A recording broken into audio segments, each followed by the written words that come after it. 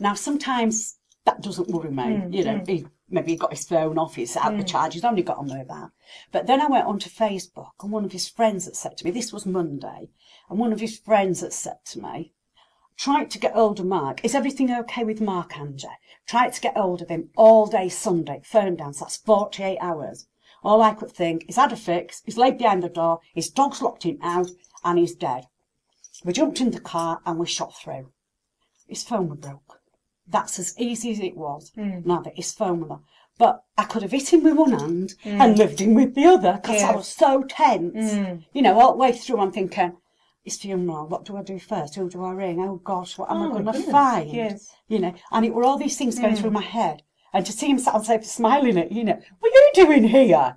And I said, what are you doing? He said, my phone's been broken, that's all. Don't panic, Mum. And you think at least you would think he would at least ring you up and tell you were okay. Yeah, you know. And I said, Mark, I said, I could hear you. He said, well, go on then, you know. And it would just, that is the fear that you're living with all the time.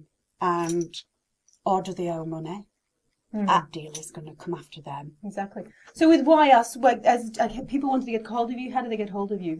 If they do have issues in the family. I guess it's not issues, just drug problems in the family. Well, we've got a website now that there's different things on there. There's forums. Yeah. We're hoping to get a live phone line going so that there's 24 hours a day, 7 days a week help. That's going to take some doing.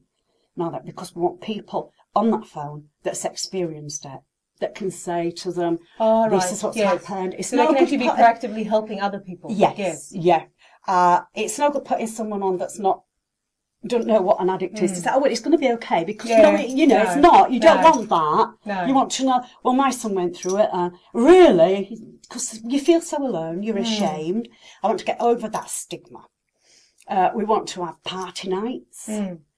There's going to be a forum where they don't even have to put the name on it, but they can jot down their stories and, you know, people can answer. And they're going to get information that way if they don't want to come forward. There's going to be all sorts. It's still being built now. And we went into a beer garden the other day and we had a drink in the summer, and two of my friends were there with little tiny boys. And I told her about it. She said, well, is there going to be anything for us where we can sit in a group and listen to try to prevent, to find out if there is anything that we can prevent. And we'd never thought of that. Exactly. Well, that's a big thing, isn't it? If you can get the consumer to change their choices, you've got the power. And I also think, and I'm a firm believer of this one, that once the parents get a life, because it's changed my son's outlook, I think once the parents stop being these poor things that's cowered in a corner of their own home, you know, going out sort of doing the shopping and coming back frightened to death somebody's going to find out or see them, because that's how a lot of them feel. I don't want to go out today because they must know what's going on. I don't want to bump into anyone. And I think once people come out and join us, and then the addicts say, well, Mum and Dad's having fun here. And Mum and Dad sort of, oh yeah, you've done it. Come on, we're going away this weekend. We're taking 2 little ones with us. We're going so and so. The addict's then going to think, I'm missing out on something here. No longer does this family life revolve around me. Because a lot of them seem they can control that. Yes, yeah. I'm not having a go at the addicts. They've got a problem. We're not involved with addicts or dealers or anything. I just want something for the mums, dads, lovers, whatever, anybody caught up in there.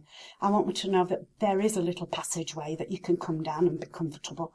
And a nice garden at the other end of it. Yeah. Come down the dark tunnel and open up into our land. You're very brave. Yeah, well done, Angie. Angie, thank you very much. Yeah. Everyone, that's Angie from Why Us. So if you know anybody that's a bit like, God, we've all been touched by this, isn't it, at the end of the day?